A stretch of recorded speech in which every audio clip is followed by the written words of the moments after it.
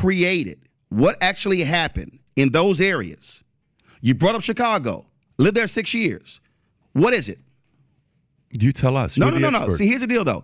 This is I'm giving up statistics. No, you're giving you statistics. No, you're giving stats. This is 27 out of 30, which you like. You like stats and facts. I'm giving you stats, but here's the deal. Nothing about what I said is not a fact. No. I'll read it to you. But here, Patrick Bet-David has on Roland Martin live on the PBD Podcast on the Viewpoints YouTube channel. And as always on the PBD Podcast, things took a little bit of a turn here when this one specific topic got brought up on the PBD Podcast, and Patrick Bet-David got pretty heated at Roland Martin. Let's get into this clip here where Patrick Bet-David gets pretty heated at Roland Martin when this one specific topic got brought up live on the PBD Podcast on the Valuetainment YouTube channel. As of June 22nd, right. Okay, go to the top. I'll read the entire article for you. No, you don't have to. You don't have to. That's what you're asking me. No, that's not what I'm asking you. A new report shows that Democrat policies in cities and counties are responsible for rising crime rates in their otherwise red states. What are the policies? The Heritage Foundation today, whatever the policies are, is Democratic policies. No. What are the policies? Whatever the policies are, I don't need to know the policies. Yes, you do. No, I do not. I don't need to know the policies. All I need to know is if you. So you're saying Democratic policies, but what are the policies? But wait a minute. If I give you and I vote for you, and you're supposed to take care of me, why are 27 out of top 30 cities in American crime ran by Democrats? Why? First, I will tell you. First of all, it's where African Americans are living. So let's bring up Chicago in particular. What you have had in Chicago is you have had some of the greatest racial segregation, not in 20 years, not in 30 years, but literally in 100 plus years. Led by Democrats. No, hold on. Here's the deal, though. Okay, I will show you how Mississippi has the largest percentage of black people in America, run by Republicans, broke as hell. Explain that. Explain me the highest. Tell me when you have. Hold on. Wait. Don't spin. No, I'm not spinning. No, don't change. No. What I'm Let's showing stay you. on topic. Hold on. Wait. Hold on. Let's stay on topic. We're the on topic is crime 27 out of 30, not economic. Economic is a different story. No, it's not. But I agree with you that we need to get the financial situation. No. And you're making the mistake. You went to Mississippi. No, you're making the mistake. No. Here's the mistake you're making. I think Patrick Bet-David is pretty spot on with his argument. You don't need to get lost in the weeds about every single policy detail to recognize the obvious. 27 out of 30 top-ridden cities are ran by Democrats. That's not a coincidence. When leadership fails over and over again, you don't need another lecture about history or excuses about segregation from 100 years ago. Patrick is pointing out what people see happening right now. It's all about accountability and the fact that these cities keep getting worse with the same political leaders that stay in charge, and it says it all. 7 out of 30. Here's the mistake you're making. When you say crime, I just obliterated a black conservative on my show on this whole issue. When you say crime, you have to then say, okay, what creates crime? No, what creates crime? What creates crime? When people are not doing well financially. What else? Your surrounding and environment, who you're around. No, what else? Pick up habits. What else? Bad policies. No. What else? See, you're jumping to policies. But it is bad policies. Wait a minute. No. If I lead a company, Roland, the underpinning. Hold on, wait. If I run a company and I'm the CEO of the company, if the company improves or doesn't improve is based on my policies. I'm the head running the company, the department. If it doesn't improve, it's because of me. What else would it be? So let me lay it out to you again. Go for it. When you talk about what is the underpinning of crime, John Hope Bryant, founder of Operation Hope, this is what he said. He said, show me a community where you've seen a riot with a credit score of 700 or higher.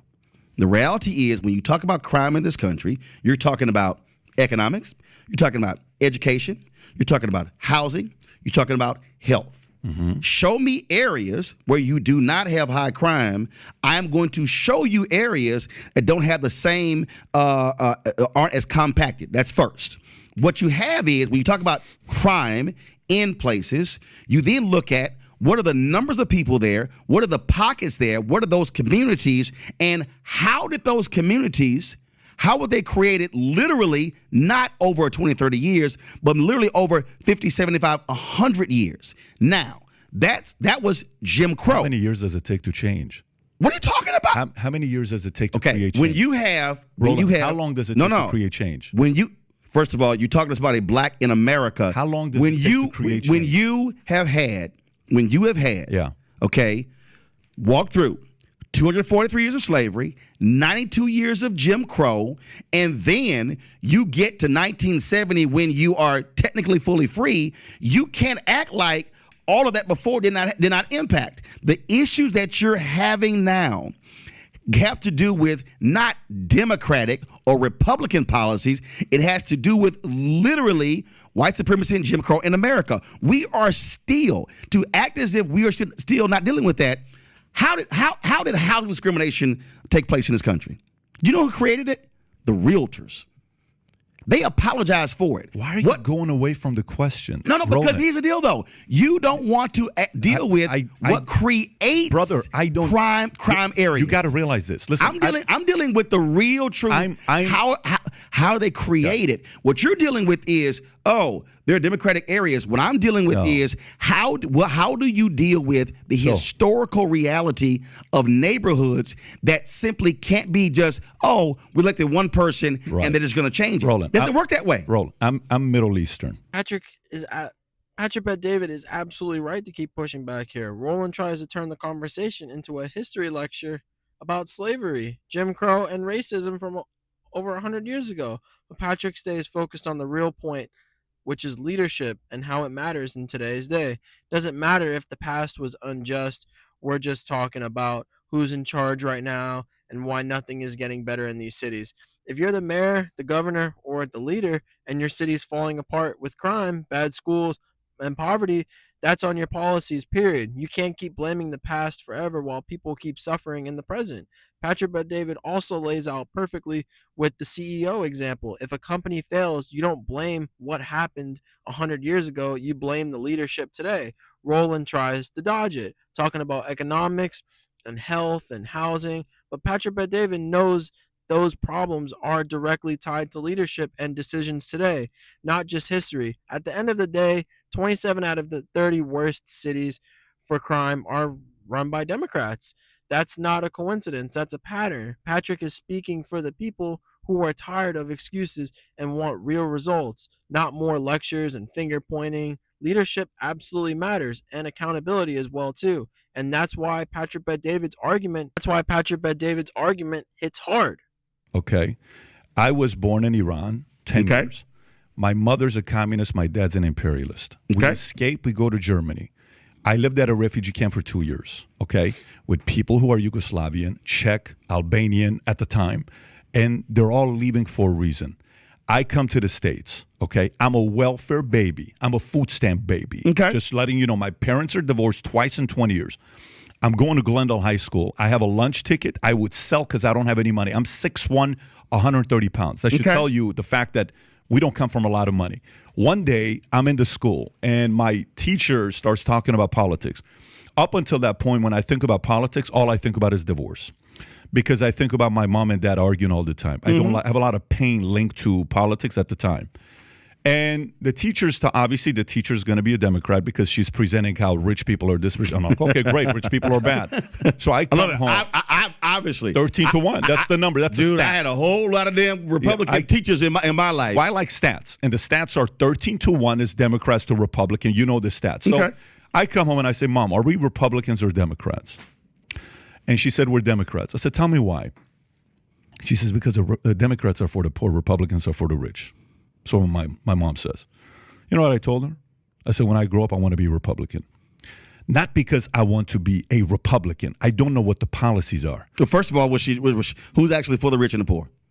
Who? Who is for the rich and the poor? She said it. She said Republicans for the rich, Democrats are for the poor. Is that you say you love? Is it true or not? First of all, is it true or not? Whether that's true, statistically, more rich people are on the Democratic side today than the Republican side. But no. You say who are for, not who's rich, but who are they for the policy? But Roland, this is you. You're smart. No, your mom said it. I understand, but you're a smart guy, bro. Listen, when I watch you, you're not a dummy. You're very smart, okay? So sometimes John Maxwell says something very important that I completely held to myself. And every time I break this, I don't like it. He said, the moment you learn sales and you learn persuasion, okay? The moment you learn the ability how to persuade you, me, We learn how to persuade. He says, be very careful to not go one step above that, which is to manipulate just to win all arguments, because you can. You can win any argument if you want to. You can play devil's advocate and flip the argument, play the Republican side, and you make one hell of an argument to beat a Democrat, because you can do that. You have the ability, I have the ability as well. I don't want to do that. What I'm asking you right now is the following. Results. Today, Yes. 27 out of 30 cities Yes. that are ran by Democrats are the highest crime in America. That's stats. What states are those okay? in? What are those states? The states are different than the community. New York, Chicago, No, LA. but that's not the thing. The state is the community. The city is where. What are you talking about? The city you're in is what you can touch. Every year you come up and you say, "Reelect me. I can touch help." the state. Listen, I am born and raised in Texas, Houston, Clinton Park. To act as if. What? No. Oh, so then what you're saying is, let's stop voting for mayors. They're a waste of time. No, see, because they can't do anything. First of all, I didn't say that. Let me finish my thought. I am born and raised in Houston, Texas. Grew up in Clinton Park neighborhood. To act as if what happens in Austin does not have an impact on Houston is crazy. You're making excuses now. No, I'm not. You're making excuses. Okay, here's now. the deal, though. See, it's real easy to say it's excuses when I'm stating facts. And the point I'm stating is... That's not a fact. That's just an opinion. No, it's a fact. The state of Texas significantly has an impact economically, educationally on what happens in Houston. That's a fact. Yeah, but as somebody who, as a kid, traveled with my mom to rallies and events with the Metropolitan Organization and the state capitol, I understand. Did you grow up rich? Who? Did you grow up rich? No, my parents didn't even go to college. How are you rich then? What do you mean how? How are you rich? Here's how. How are you rich? No, here's how. Yeah. Because first and foremost, the neighborhood that I grew up in it was one of the first master plan communities by HUD. What you had in my neighborhood was you had folks, first of all, I had mom and dad, one, who also married together. Also hell yeah, they're still married, 56 years. Who absolutely believed in education. Now, what I recognize is, so for me in my household, what my parents emphasized, never went to college. Then my brother went to Texas A&M. I went to Texas A&M. My sister went to Texas A&M. And so that was our house. What I recognize is that somebody who is next door or across the street or around the corner did not have the situation that I had. Now, I totally get that. What I don't do is be arrogant enough to say, well, I did this. Why can't you? Because I understand that not everyone has the exact same setup, the same situation. What I'm talking about, and this is the, again. But why not give that story of inspiration to say you can get out of it? First of all, you say, why not? I'm sorry. Yeah, you clearly have never watched my show when what I talk about consistently are these very issues. I don't sit here and go do doom and gloom. First of all, every single Tuesday on my show, I feature actual black-owned businesses. Every single Wednesday, I feature African-Americans who have tech companies. I love that. Every Friday, I actually feature something called Education Matters, folks who are in the education space, school choice. I got HBCU Connect. So I do all of that.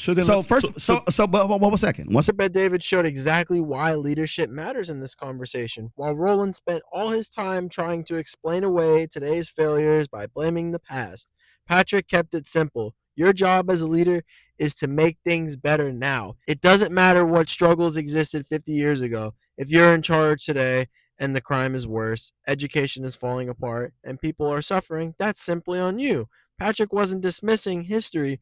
He was refusing to let history be used as a permanent excuse for bad leadership.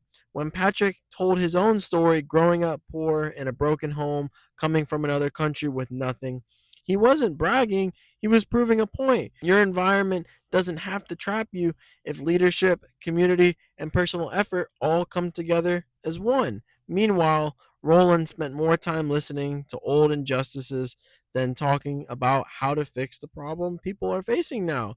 Patrick asked a basic question: why not give people hope?